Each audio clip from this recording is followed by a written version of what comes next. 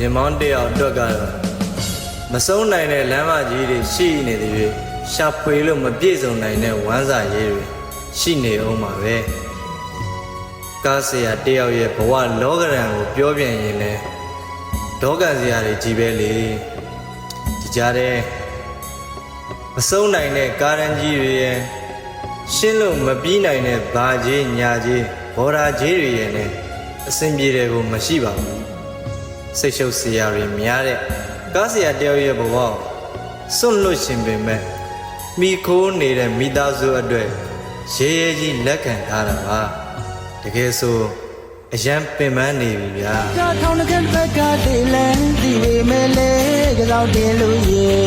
မိသားစုတွေကြိုးစားဝမ်းသာရှာ